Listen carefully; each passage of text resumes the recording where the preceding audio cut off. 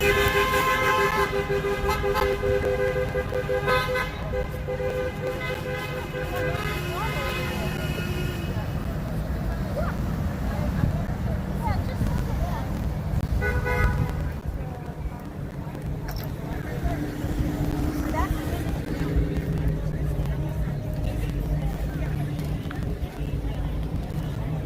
folks, so I really wasn't planning on being down here right now.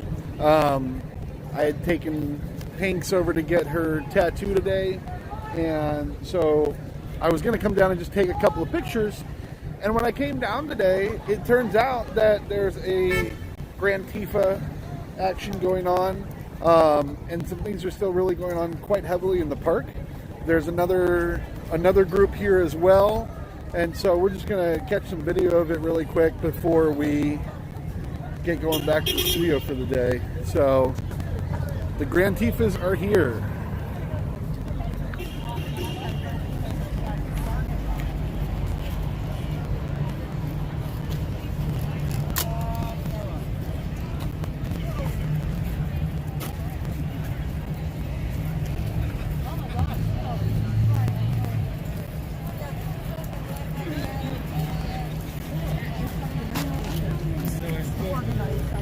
Excuse me, ma'am.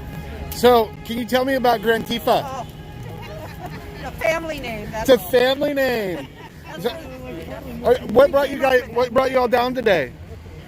Oh, well, I guess I don't want to be demonstrating at night. And I was really happy to hear about an afternoon demonstration for a granny. Sounds good. And do you think that the federal government is helping the situation in Portland? No. No. Escalating the situation. And it's also fascist. Coming down from the government, sending in troops, if you will, into the cities, and that's scary. What I don't understand is our whole planet is on fire, and we have a failed state that's not able to meet the most basic needs of its population, and yet there's incoherent rage in the streets. I'm mystified how that could be, you know? Mm-hmm. We have hundreds of thousands, soon to be millions of people dying from a preventable disease because of the complete incompetence and failure of a central government run by criminals who have just gifted $5 trillion to the richest criminals in the world, and yet I'm absolutely mystified why there's incoherent rage and riots in the streets. How could that be? Very mysterious, isn't it? You sound pretty upset. It's mysterious. It's mysterious. It's mysterious. I don't know why people aren't thrilled with this situation. You're thrilled with this situation. Yeah. It makes sense to me. Yeah. Now, do you come down at night, or did you just come down for this during the day? This is the second time that I've come to anything here. Uh-huh. What do you think about? Julian Hardesty called a candlelight vigil.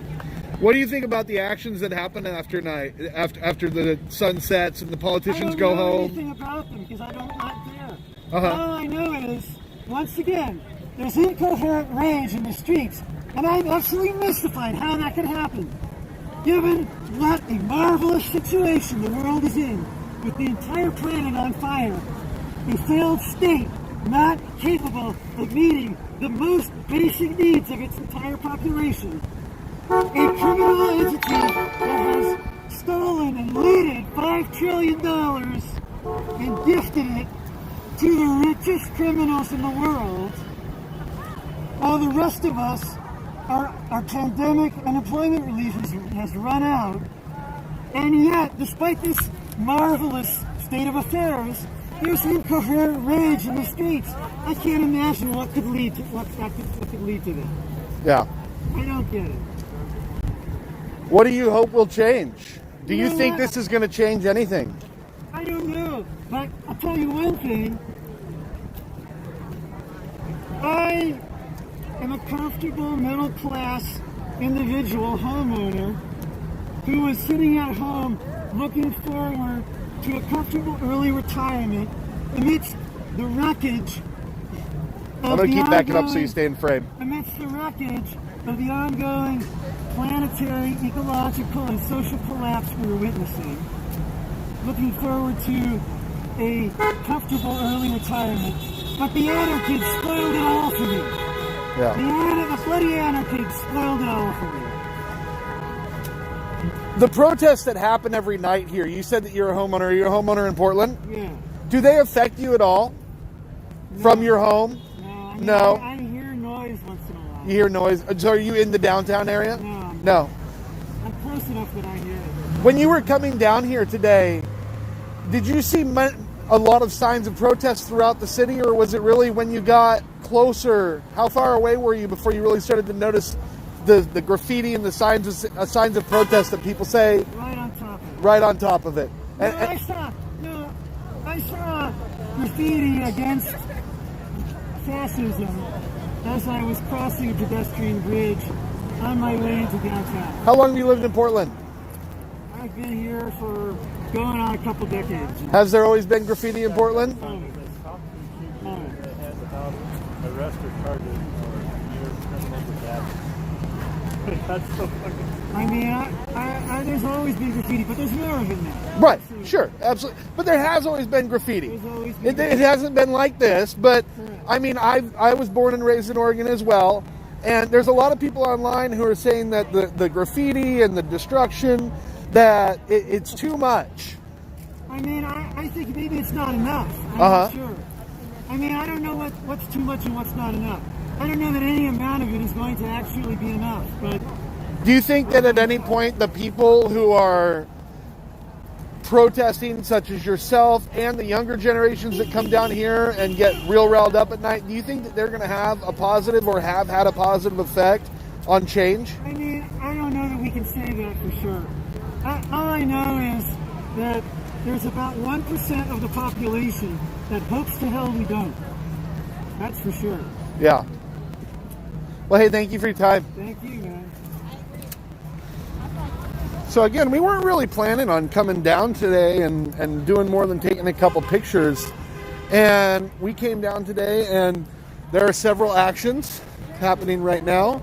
The parks are still the focus of what's going on here. And I don't even have the proper gear with me because I took everything out of the car last night after I was here.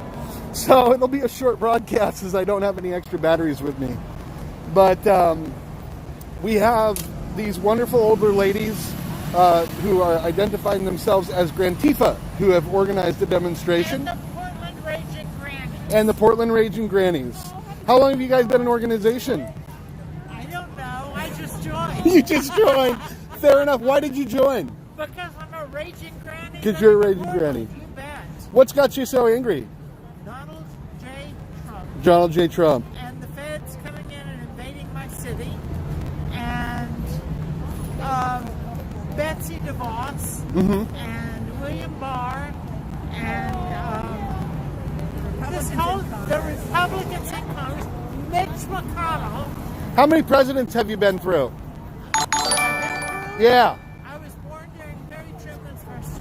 So quite a few. Yes. And I voted for every election since Richard Nixon.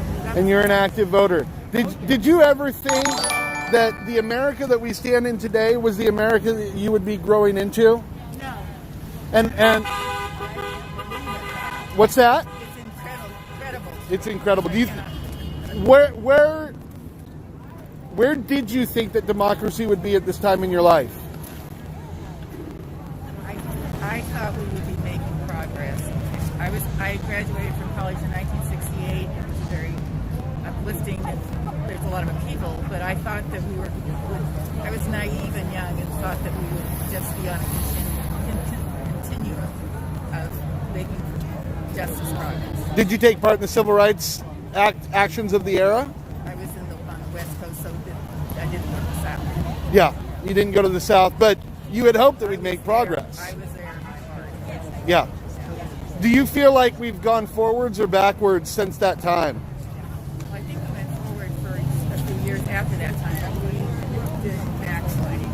This is real backsliding, and I'm sick about the Supreme Court right now. The Supreme Court has made quite a few judgments at this time, what you could say would be against the administration. So I'm not necessarily sure that all of it would rest on the Supreme Court yet. We haven't had a lot of a lot of cases heard on social justice issues. Obviously, some of these freedom of press issues that we're seeing down here may make it up to the Supreme Court. We'll see what happens with the federal situation that's going on right now. I agree. There have been some hard a little bit of hope. A little bit of hope. I think John Roberts feels the weight of his position. And I think that he is not wanting to appear to be kowtowing to the Republican. I think if there were still more liberals than conservatives, I'm not sure he would vote the way he's voting. How long have you all lived in Oregon? I've just lived here since 94. Since 94? I was born here, but I lived in the East, I lived in the South, and I live in California. So a lot of younger people have expressed a feeling of frustration that our votes don't seem to count when it comes to the general election and its effect on presidential politics. And I wonder if that feeling is reflected in your voting. I have never missed an election. Never missed an election. I haven't either. And I think that I have been actually working with organizations and sending letters for voter turnout. And there's a part that they're sent to registered voters around the country. There's a part that I fill in in this printed letter. And what I have said is I vote in every election because I want to be heard and I believe every vote. And I do that. I was born and raised in the South. I'm probably a 6th or 7th generation Southerner. And I have voted in every election. I did not protest during the 60s. I was in school and I then got married and had children. But I always supported civil rights. My mother was an activist. My first campaign was when I was 13 years old with my mother. And I hate to see what this country has become. I'm glad my mother's dead. And my grandmother. That's a pretty powerful statement from both of you, that both of you are glad that your parents have passed because they don't see what the country's become. This would kill her. I've expressed a lot of times that, I'm surprised at where we're at, given the Cold War, given the years and years we've spent fighting authoritarian governments, that we are now becoming closer and closer to an authoritarian government. The Cold War, but the Second World War. I mean, I was born 2 years after the Second World War ended. And I grew up hearing my parents talk about it. My dad was in it. And I grew up, and that was even though I wasn't alive, it was something I felt related. Look what we've done. This crap is like Nazi Germany. It really is. I think of these guys as ravishers, jackboots, as Gestapo. Sure. That's exactly how I relate to them. Well, I'm going to get over there and see what's going on over there. I really appreciate your grandma's time, and that you guys are out here speaking up. And Call your grandmother. my grandmother's gone. Call your mother. I do call my mother. Okay. Yeah, I do. I do call. Are you representing a specific... I have a website called Live from the End of the World. We broadcast a lot of other people's streams as well as we do our own reporting as well. What is your website? Horns. Live from the End of the World. We're on everything. So I'll look for it. yeah, Thank no, you. we try to let people form their own opinions by showing as many perspectives as possible. But obviously, the host, myself, is pretty, I guess, liberal in the sense of now liberal views are apparently, democratic views. I'm not sure what's happened on the right. Why are you called Live from the End of the World? Because from the ashes of the end of the world will rise hopefully a new and better place for us to live. I just have it's at the end of the world. I think it's the end of an older world. I hope. That's not bad. I hope that there's change. I have kids myself, and my real reflection is that if I had imagined that this was the world that they'd be growing into, I don't know if I would have made the choice to have kids. It breaks my heart that my grandchildren are growing up with this. Yeah, and I'm not even that old, so I'm to have that reflection now, of wow, this isn't what I expected my kids to be raised in. I have an 18-year-old stepdaughter who she just turned 18. When I turned 18, rent was like $350 a month, and you could go out and do any kind of job that you wanted to do, and there were a lot of opportunities. There's not a lot of opportunities now, and rent is unbearable. So, I think that there's some real problems, and we're coming to a crescendo, I think, in this country, whether it be soon or in the next 20 years. But that crescendo is going to happen eventually. Well, I'm going to find your website. Yeah. And I have a blog. I haven't been keeping it up, but You should. What's the name of your blog? I have two. One of them is called Boomer Grand. Uh-huh. Because that's my email name. And the other one is called...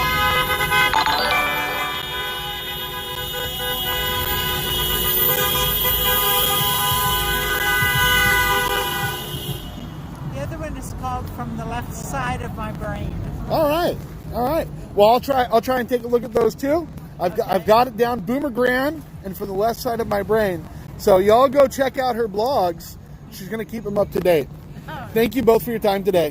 Good luck to you. I just wanted to see who you were. I see Grand. So we're going to walk over here to this other action and see if we can figure out what's going on over here. Again, you're watching live from the end of the world. My camera might be messed up. My audio might be messed up. Going live down here was not my plan. I don't even have any batteries tonight. So I will be back later. But I'm going to quietly walk up to this action and see what's going on.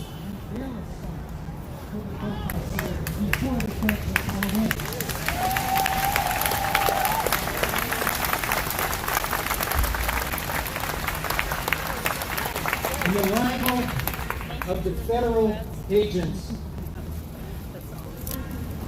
follow the dictator's playbook that we saw when Trump called out federal agents to break up peaceful, legitimate protesters across the street from the White House so he could have a political photo op.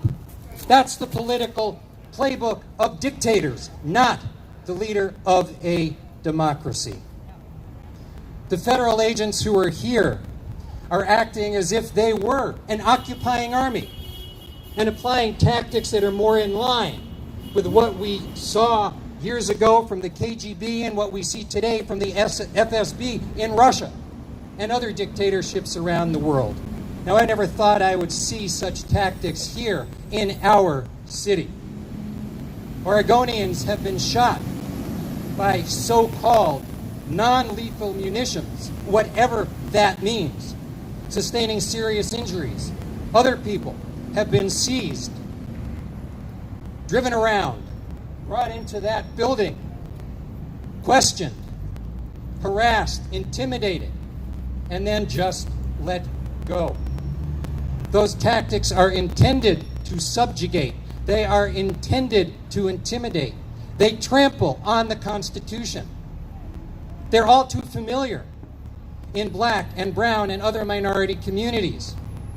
We see them in this primarily white city. But we must not forget the long and sordid history of racism and racial violence throughout this land. And these tactics must stop.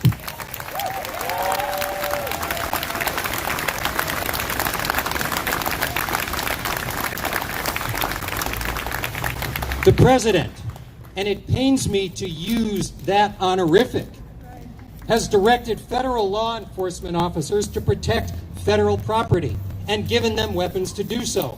But let's be clear. The president's word does not give them free rein under the rule of law. And while dealing with protesters is emotional and difficult for law enforcement, that does not excuse or justify violence, the violence we have seen here against protesters. And while our elected officials have condemned the actions, at least the congressional people, and the mayor who showed up one night, the head of the police force who has not stopped the police force The statements of our congressional delegation are laudable, but they're not enough. There is much more that needs to be done. There have been numerous civil actions filed, some by people who are here today. Those need our support.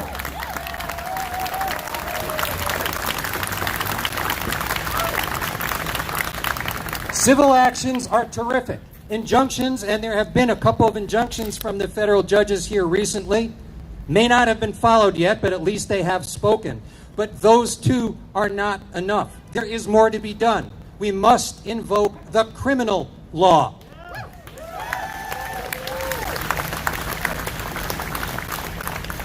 The Multnomah County District Attorney and the United States Attorney must convene grand juries and inquire into the legality of the actions of the federal and state police.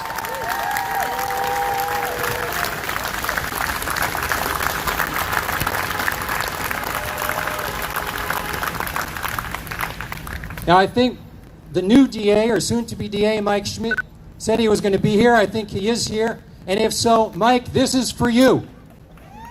Your predecessor has said with the Attorney General that they're opening an investigation. I implore you, carry it through with a grand jury, with subpoena power. Because as you and all the lawyers here know, shooting a person in the head with a supposed non-lethal weapon of some sort, as depicted in the video, may well be a crime. It may be attempted murder. It may be assault. And it may be part of a conspiracy, depending on who in Washington said what and gave what direction. And if there's going to be a grand jury investigation, my thought is it should not focus solely on the people here standing in front of the courthouse wearing the camo uniforms. It needs to find out who gave the orders. And they need to be part of a prosecution.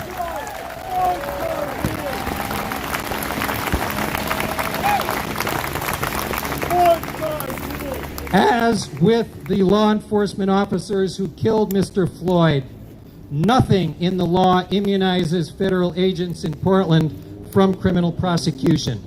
If crimes have been committed, the rule of law can only be vindicated. And Portland. We can all be kept safe only if indictments are sought. I urge everyone here, a lawyer, a person who works in the legal profession, to remember we have a voice, we have an obligation, we have tools at our disposal under the law to do what we all can to enforce the law, to make sure that the rule of law is vindicated. Black Lives Matter. Black Lives Matter. Black Lives Matter. Thank you.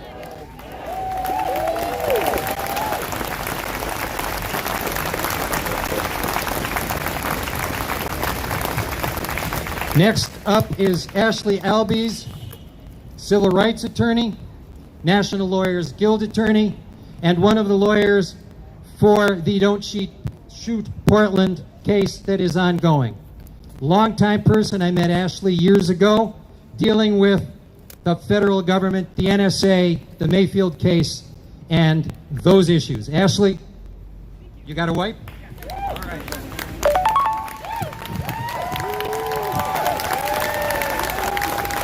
What's up, everybody? Hello, lawyers. I really appreciate everybody being down here. I think as lawyers, it's important that we recognize the role that the rule of law has played in getting us where we are here today. Slavery was legal. Jim Crow was legal. Qualified immunity is currently legal. Measure 11 is currently legal. That is the reason why we have our jails filled with black and brown people disproportionately. Are more important than black. Eskimos are more important than... Eskimos are also important. Thank you. I appreciate that correction, so thank you for saying that. As lawyers, we need to not just look to the legal system. 4.1 million. 4.1 million. That's why we need to make sure Sir, I don't want to ignore you at all, but I want to get through this speech, and I hope respectfully you let me do that. I appreciate that. We are here to think about the ways that the legal system perpetuates racial inequality in our communities and in our structures and in these systems. And we are asking for you to fight back against these things. It's not just about doing pro bono work, which is incredibly important. It's not just about filing civil suits or handling discrimination cases. It's where you see discrimination and racism turn up in every facet of our legal community, from the Oregon State Bar to the Multnomah County Courthouse to the federal courthouse. We have an obligation to educate ourselves, educate each other, and call it out when we see it, and support people who are standing up and fighting against racism. We have an obligation to understand what mutual aid means. Looking at Riot Ribs over there. Have folks donated to Riot Ribs? Have they supported a group of people down here feeding people 24 hours that need food without compensation, without thought of anything but trying to serve people? We have medics down here who are providing medical attention to people who are injured by protests. That's the kind of mutual aid that we see the Black Lives Matter movement supporting, creating, fostering, imagining. And we need to bring that into our legal community. We need to support those efforts. We need to find and carve space for mutual aid and visioning what a community looks like that is built upon mutual respect and aid for each other.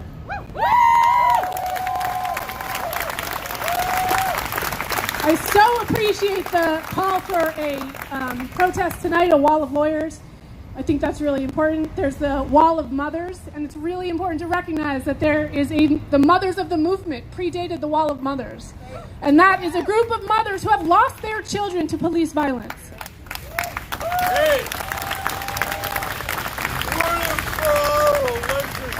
And those mothers have been speaking out against racial injustice and police violence, targeting their black and brown children for many, many years.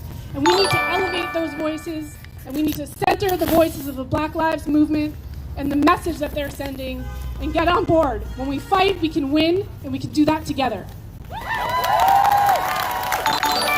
Next, I want to introduce one of my favorite humans on the planet, Nikenge Harmon-Johnson, who's the president of the Urban League of Portland. She is a badass lawyer. She's an amazing woman, and please give her your attention. Sorry guys, I don't have my gimbal or anything else with me today. I wasn't really planning on going live or being here, but here we are. And we are at a gathering of lawyers and public defenders who are making statements and standing up against the occupation and for Black Lives Matter.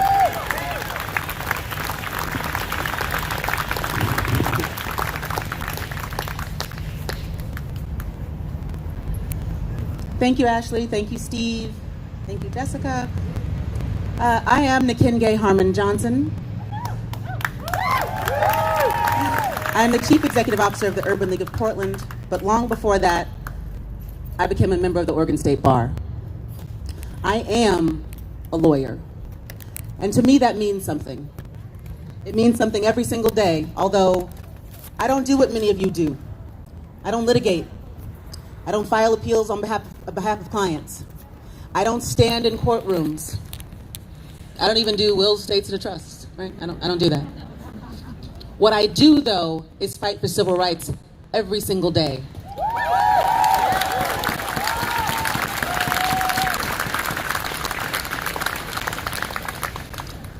And when the feds walked off their porch into our streets, I knew then and felt in my gut that it was time to get some, right?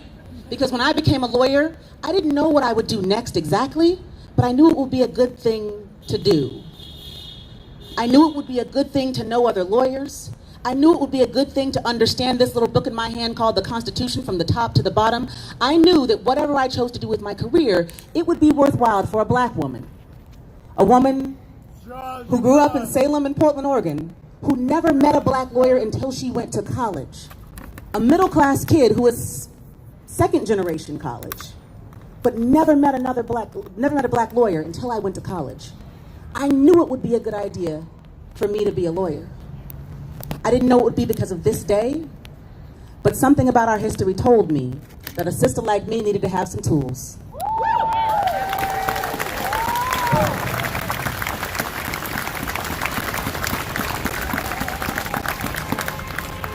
I am honored to stand here with you today, lawyers and investigators and paralegals and those of you who love us, because this is our time and our moment. I want to tell you a story. I am a proud graduate of Howard University School of Law, where civil rights lawyers are built. And don't get me wrong, we can come from all over, but be clear. I am the proud wife of a civil rights lawyer, Urias Johnson. But right out of law school, I worked in the United States Congress. I worked for a congresswoman from Texas. And I was the new kid in the office as ledge counsel and got tasked with going to career fair at an elementary school. And I've been to career fairs as a school kid, and I thought this would be a cool thing to do. I'm excited, I'm ready to go. And then I figured, what do I bring to give to kids? Right, I'm a lawyer, it's an elementary school, it's career day. There's gonna be firefighters and there's gonna be some farmers there. There's gonna be people who have animals and like cool stuff, and I work in Congress. What's my cool stuff? So I got a box of these. Pocket constitutions, y'all. These little things right here. I picked up a box and I brought them into 3rd and 4th and 5th graders, and it just so happens that my little booth was next to the booth of the FBI. And they had all kinds of cool stuff on their table, right? Stuff kids could touch and look at and play with. And they came to my table and one little kid asked me, it's like, well, what do you have? And I picked this up and said, I've got the Constitution. Well, what's that good for? This is the user's manual for those guys right there. Right? The FBI's got some tools, but we've got this and they work for us. Let me tell you about it. I knew then what we all know. It matters. But it only matters if we make it matter. Because the occupant of the White House could care less. Never read it, doesn't get it, what's the point? But you've read it, you get it, you know the point, so you've got to make it matter. If you don't, well, let's see. The world is watching. What does that mean about you in a time like this if you don't make this matter? Native attorneys for BLM, thank you, sis. Lawyer for justice now, right now. Not tomorrow, not next week, right now. Feds go home. I'm reading some of the signs out here, y'all, because you understand what it means. You understand the task before us. We object. We object. And we object right now and loudly, and we have the tools to do it.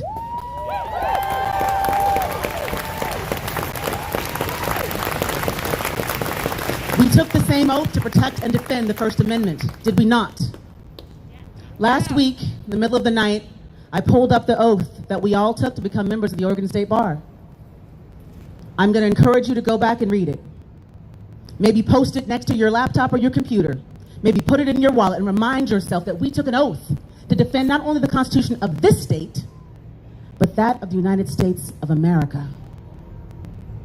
And while there have been many times, in fact, for all of history, quite frankly, people like me have not been able to have our full access to rights as citizens, that does not stop me from standing up in this moment, because this country is mine, and it will live up to its commitment to me, to you, and to us all through the force of our will, the power of our hands, and the strength of our minds. It will live up to the promise of the American dream, all that should be and has yet to be, if we make it so. So I stand here today.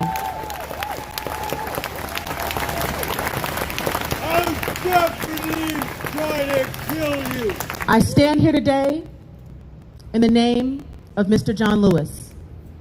I stand here today in the name of Mr. C.T. Vivian.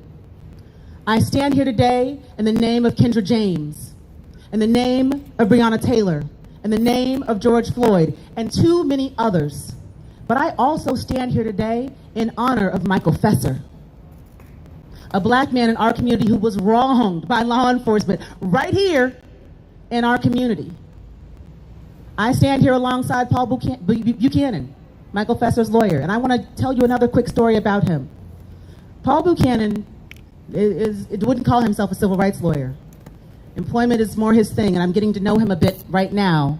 But he sort of stumbled into the Michael Fesser matter and the mess of West Lynn, and frankly, the Portland Police Bureau, and the Multnomah County DA, don't forget.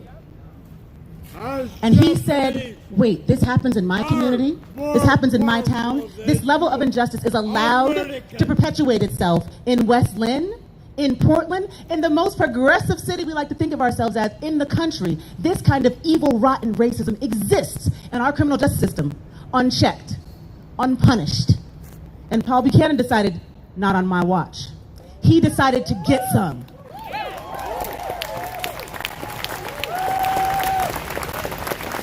So I implore all of you, with the tools that you have right now, whether you call yourself a retired lawyer, a recovering lawyer, someone who maintains her membership to the bar just because it matters that much. Whether you were a trial lawyer, an appellate lawyer, a defender, or a prosecutor, it matters not. Because you're a lawyer.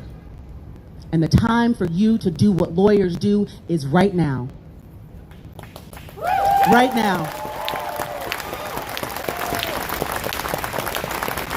Before I bring my friend to the stage, Portland is not a constitution-free zone. That's right. We're special, we're not that special. Protected speech is not probable cause. Feds, go home. Say it with me, feds, go home. Feds, go home. Feds, go home. Feds, go home. And we can make them do it. After they're gone, y'all, we still got work to do. The Portland Police Bureau was already acting like the federales before the feds arrived. The feds have just helped them amplify the violence. So don't stop, don't quit. If you've arrived because you've seen it's been one step too far, one straw too much, stay in the game and stay in this fight. Because Black Lives Matter, and we're in this work. We see this violence and this tear gas on the streets, these so-called non-lethal munitions, because the police want to maintain the right to kill Black people without consequence, to kill Indigenous people without consequence, to kill Latinx folks without consequence. They simply want to be able to do what they want to do without regard to the oath they took to protect lives and people and, frankly, our Constitution. And we can't allow it. So now that you're here, I say welcome and stick around. Black Lives Matter. Say it with me. Black Lives Matter.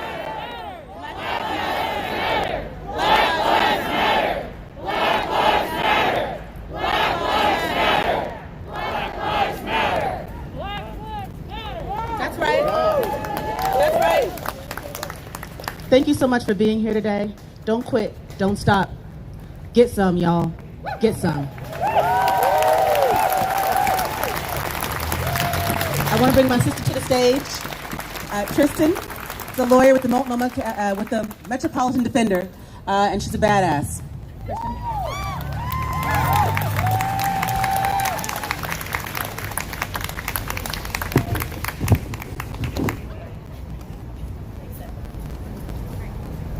Thank you so much to all the brilliant speakers.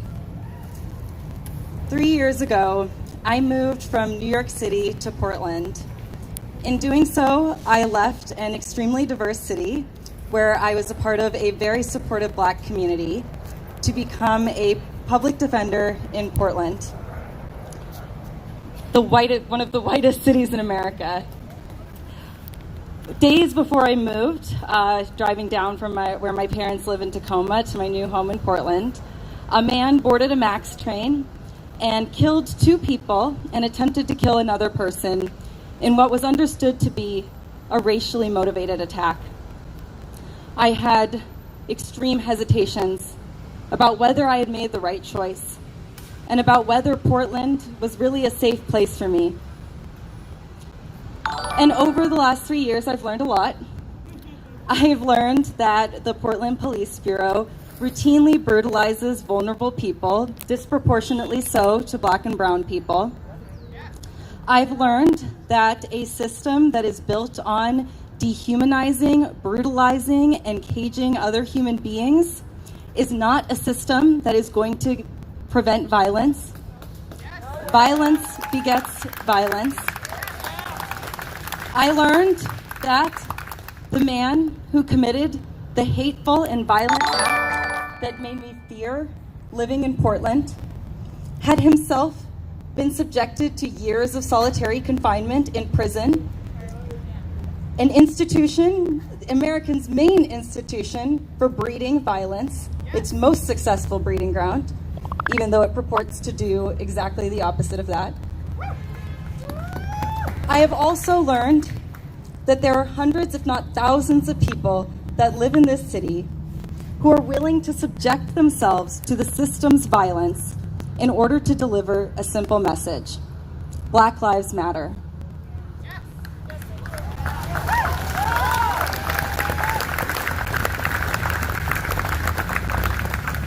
On Tuesday night, I followed two young and passionate legal assistants from my office down to the protests. What I saw was mirrored in much of what I had read in the news and heard on OPB. But I was surprised by the incredible emotional impact that it had on me. The first thing I saw was a community of people coming together to support each other. I saw people making food for each other. I saw people standing in support for people who had come to the protest by themselves. I saw individuals handing out helmets and signs, and I saw so many other displays of solidarity. And then the moms came. I was floored by how many moms came. And I appreciated their recognition of their privilege and that Black moms have been fighting this fight for longer than anyone. I know.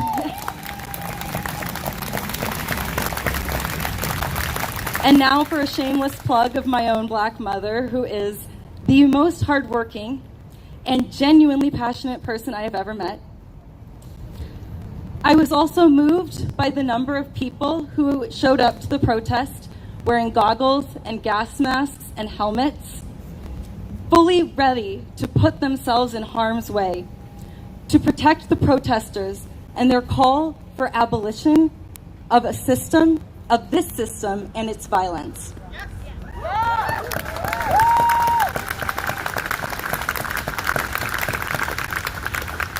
As I stood behind the wall of moms, I realized that they were also here to protect me. I realized that for the last 3 years, I have lived in a city that struggles with racism, that struggles with police brutality, and a system that perpetuates all those things.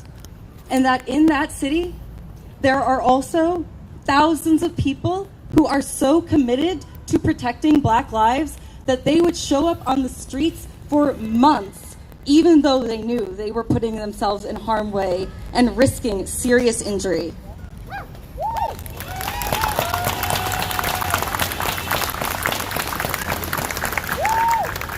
I left the protest around 10:30 p.m. without seeing any law enforcement. When I woke up the next morning, I opened my phone and I saw a video of the moms being attacked and shoved and gassed by federal agents wearing military uniforms. I saw a post made by one of the friends that I had gone to the protest with, showing that she had been hit in the head by a non-lethal bullet. She was not injured, but only because she wore a helmet to protect herself. The people of Portland should not have to wear helmets and gas masks to safely exercise their constitutional rights.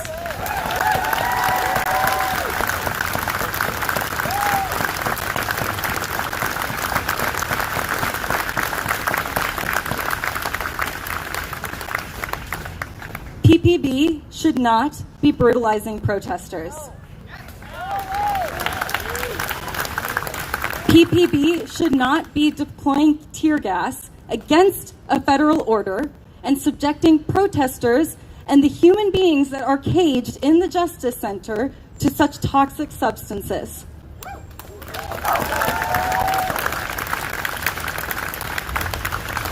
DHS should not be occupying the streets of downtown Portland to commit the same atrocities. Our mayor should not be so devastatingly late to addressing these critical issues. Yes.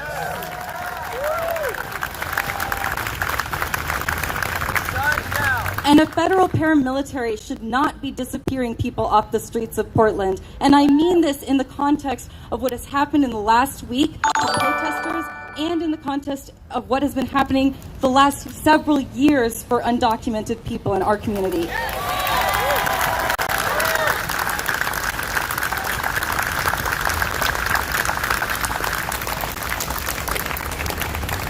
Tonight, Portland attorneys are being invited to join the late night protests and stand up to these federal officers who have invaded our city. I invite you to join me and many of my colleagues in this demonstration if you are able to do so. I recognize that attending the late night protest may not be possible for some of you or maybe even most of you. And so I'm asking you to also make a commitment to donate your time, your expertise, and your money to the cause.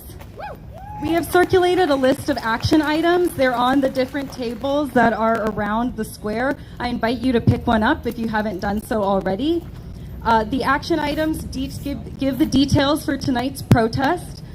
They also provide an opportunity for people in the legal community to volunteer their services for the National Lawyers Guild, which has been out protecting protesters in so many different capacities and can use your help. They need help from the legal community, and we are here to give it.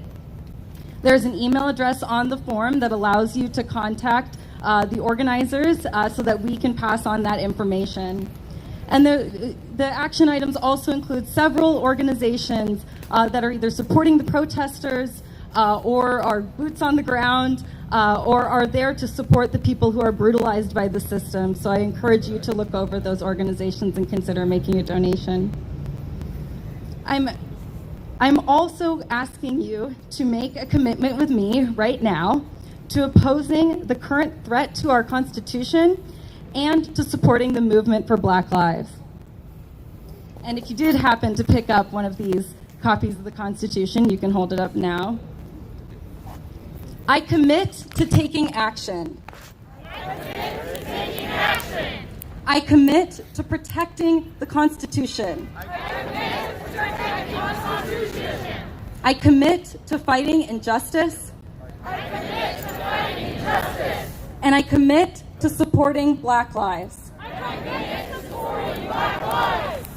Thank you all so much for being here today.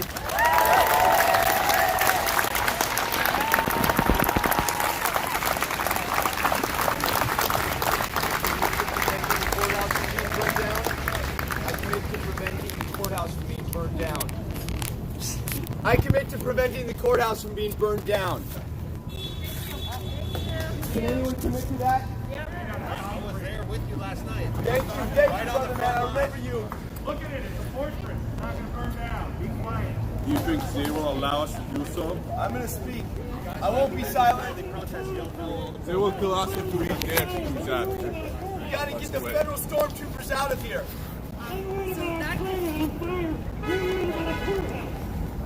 Are we standing for the rule of law here? Do we have laws anymore? We have to submit our police to the rule of law. All right, well, that concludes our programming today. Thank you all for being here. I hope to see you tonight. And thank you for joining in the fight for justice. Hi. Anteros with Live from the World. What was your name again? My name is Tristan Edwards. Tristan, thank you for doing this today. Thank you. I really appreciate her. I'm not happy with her. I appreciate her. Thank you.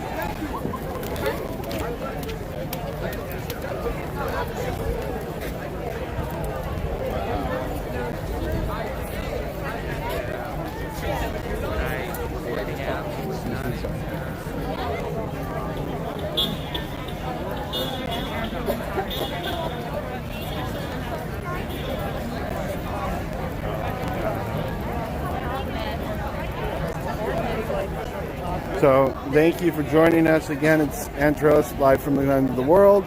I was not planning on being live today, but stopped down to take some pictures, and here we are at a action by lawyers and public defenders.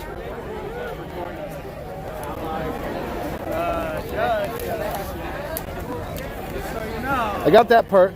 I did, thank you.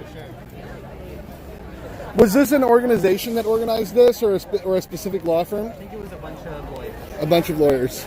Bunch of lawyers. It's, you know, that's an organization.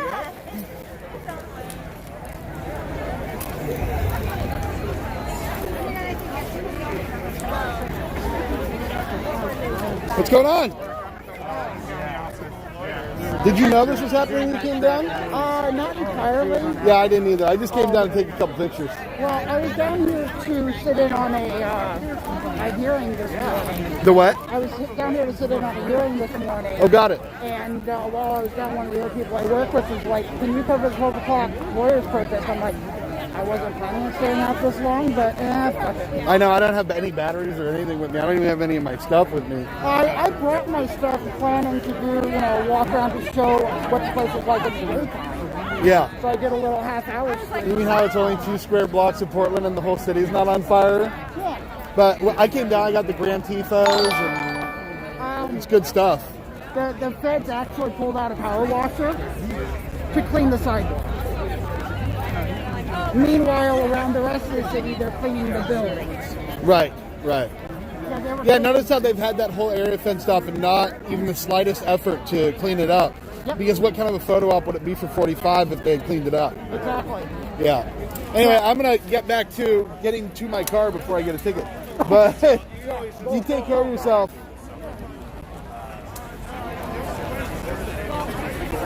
So it sounds like tonight, there's going to be a lawyers' protest along with the Wall of Moms and Grantifa.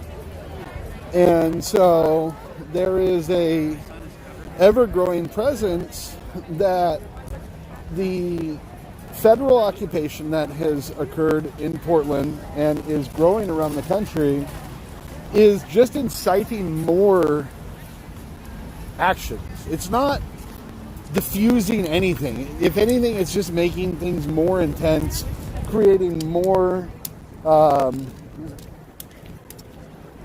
civil discourse, both quieter and louder. And like I was saying a minute ago, though the feds have had this fence up, they haven't made any actual effort to clean off their building that they said was so important. Burned out. Oh, you do? Yeah. Remember? Well, you can't burn it down. It's made of rock. At least not with a fire on the ground that's 16 feet away from the stone in the first place. Right, you can't burn it down. We were filming last night, and they had a fire out in front of it. It was a good 16 feet away from the building on the concrete. In front of a concrete building. It's not going to burn anything down. Right. This is how fire works. It doesn't burn rock. That's why I got to sit in the front all the time. Okay? Rock, paper, scissors, and rock wins. All right, you guys. So I'm going to end this live. We will be back later this evening. I haven't decided whether we're going to be restreaming or whether I'm going to be down here reporting again. And it sounds like there's going to be a lawyers' march, as well as the mom march, as well as the regular actions. Thank you for joining us. If you haven't had an opportunity yet, subscribe, like, follow, all those things so you can keep coming back for more news. I recognize that I lean in my commentary to the left, and but we try to give you an unfiltered view of things so that regardless of my commentary, you can have an objective view of everything that's going on. And that's what our multi-streams are really about every night, is showing you everything for hours on end and letting you make your own decisions about things. Thank you for joining us, and you guys have a great day. See you tonight.